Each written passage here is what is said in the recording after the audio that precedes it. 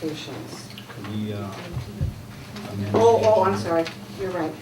We're going to, we have on our agenda about three or four things down, the Safe Routes to School Trail Report, and we're going to go ahead and ask, we're going to redo that on our agenda so we can get that taken care of first, and so those individuals that are involved with that don't have to stay through the whole meeting. So, our Safe Routes to School. Okay, and the Safe Routes to School, I don't know, is Trevor Iman here? Trevor Iman with WGM. And then we also have Specialty Excavation, that is the contractors involved. Just so that the public is aware of what's transpiring. A few years ago, my office applied for a Safe Routes to School grant to put some walking trails around the school. The grant was a great idea. A lot of work went into it from community member Roger DeBrito. We worked on this plan, put it together, and went up and shared it with the county commissioners, and hoping that they would support in just writing a letter of support for our grant. The commissioners liked the idea so much that they wanted to get involved on a greater level than that. So they offered to bring some CTEP funding behind this project. They believe CTEP and the funds that are available to the county should do things that improve their communities in the valley. They felt that the walkways around Florence were an important part of improving the quality of life for the citizens of Ravalli County, so the commissioners put together a plan and appropriated just over $300,000 for this project. Sad to say, though, the State Department of Transportation did not see its way to fund the project, therefore it fell totally on the shoulders of the county commissioners, who stayed with us and backed it up and decided they were going to push forward on it.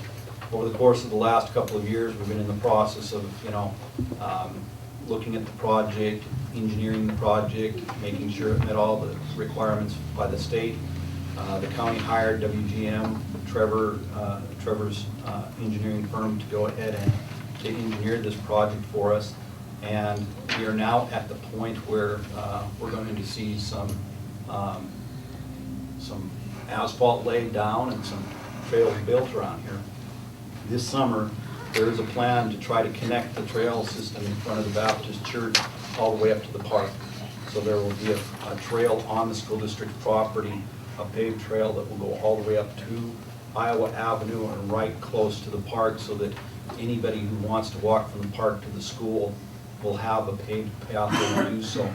It is also going to extend down the west side of Old Highway 93 along the school's property, and then the Bitterroot Pines trailer court down to Tie Chute, and it will tie into the corner of Tie Chute there.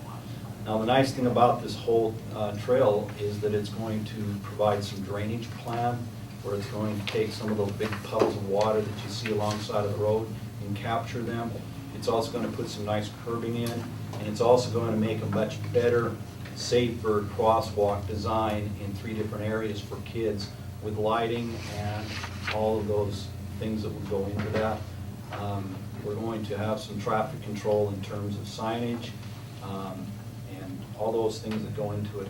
So I have Trevor here today that is going to talk about the startup date of this project, and he has Specialty Contracting, who is the contractor who won the bid to do the project. And this would be the best time for anybody who wants to ask a question to do so. These will be the individuals you'll see out there digging up your road this summer. Like John said, I'm Trevor Iman with WGM Group. This is Greg Dowdy with Specialty Excavating. We designed the project and it went to bid and was let earlier this month. The notice to proceed is going to happen on the 20th or 27th of this month, so next Monday or the Monday after. They have 60 working days, 60 calendar days to complete the project, barring any extensions due to unforeseen circumstances. And I guess I'll let Greg kind of give you a real quick overview of where they plan to start, and if you've got any questions, feel free to ask. As Trevor said, I'm Greg Dowdy, Specialty Excavating. John kind of gave a recap of where we're going with the trail. We anticipate starting down at the north end on the east side of Old Highway 93, so pretty much the concrete portion right in front of the school will be the first task to try to tackle. So going forward, we're only gonna work one side at a time. We're not gonna try to work both sides of the street. That would just congest everything too tightly. So we'll be able to shift the lanes slightly one way, or either east or west, depending on which side of the road we're working on. Fortunately, this is a 15-mile-an-hour speed zone through here, so I'm anticipating traffic will be relatively slow for us to be able to conduct a safe work environment. But yeah, it'll be under construction throughout the summer. This is the third project that I've done in the last couple of years around schools in terms of providing trails and pathways for schools. So it's an exciting project, and I think the CTEP program is a neat program that the state has that allows some funding for communities to improve their pedestrian traffic around and into their schools. So it's a neat program. I'm excited about the project, and feel free to contact me or Trevor with any questions. I'll leave you some business cards to pass around to the board members if you want. What other schools have you done? Just I'm just curious. Ravalli School and then Russell School in Missoula. Okay. Same. Did you say you're gonna start on the east side of the road, That's what pick up at the end of this sidewalk and go on down?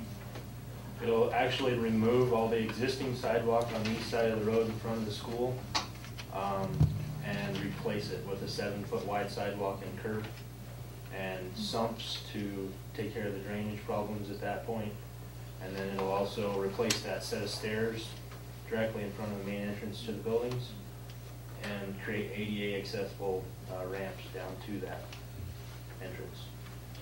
And that was one of the nice things about this whole project, that, you never know until you start digging into something what you have or you don't have. And you always saw that big blue area out there of handicap parking. It's not handicap parking because it doesn't meet ADA compliance for width. The width of that parking stall is not wide enough to meet ADA compliance.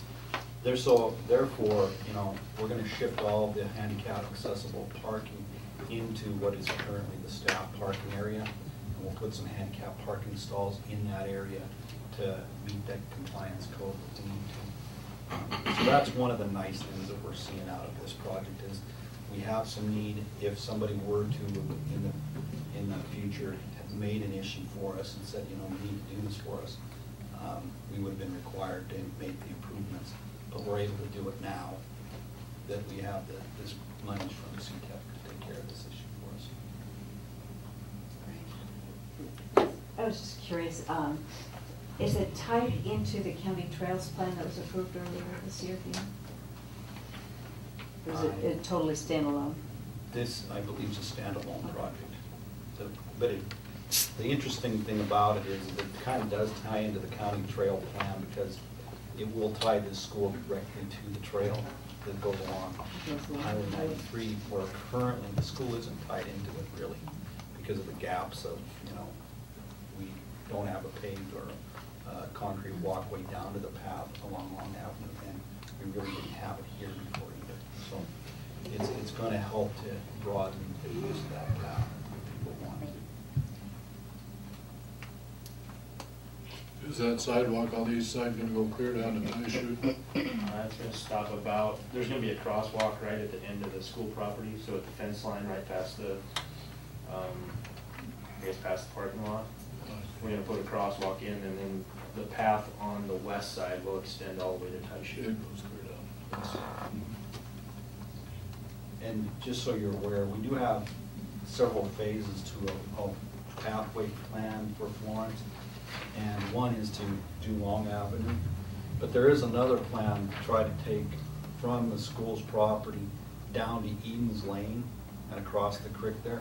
Because a few years ago, about 3 years ago, when we studied this and took a look at the issues with the trails in Florence, we did it in the wintertime. We took a look at where are people walking in the snow? Where are the foot traffic going in the snow? That's an easy way to tell where type of traffic you have. And we noticed there's a lot of kids that will walk down from Eden's Lane there to the school. And in the wintertime, when there's a berm plowed up on the side of the road, where does it force the kids to walk? It forces them to walk in the line of traffic. So now you're dependent upon attentive drivers for the safety of those kids. And to be honest with you, we've got a lot of high school drivers, and I don't know with the cell phone age and everything, how attentive that really is and how safe that really is. county commissioners heard these discussions, and they recognize, they want to be part of a solution. They certainly do not want to turn a blind eye to these types of issues, and that's why they stepped right up. And I will tell you, I was very proud of the fact that, you know, they didn't blink an eye on this one. I believe they got it right when they decided to partner up with the school. And I believe everybody who has a voice should call a commissioner and thank them for their involvement on this project, because it was a good choice on their part to do so. That walking area just north of Taishi there is dangerous right now, because I've seen the kids when they walk to school and they walk home, they'll get over and walk single file because there's just room for them without the drop off to the creek and with the bridge and stuff there, or the culvert. And there's really not much space at all. They're barely off of the line on the highway. And so hopefully in the future, you know, we can get more effort put together. You know, I continue to apply for Safe Routes to School monies, and we're hoping that we can continue to take care of areas that we see there's need.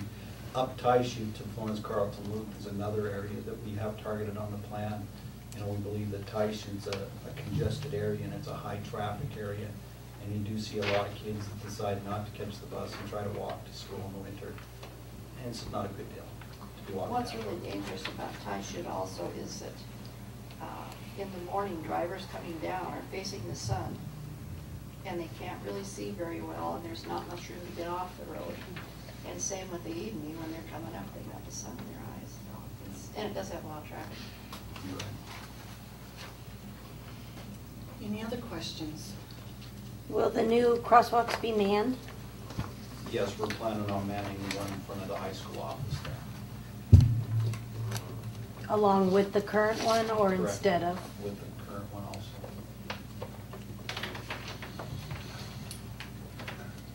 Okay. Well, thank you very much for Yeah, coming. thank you. Appreciate it.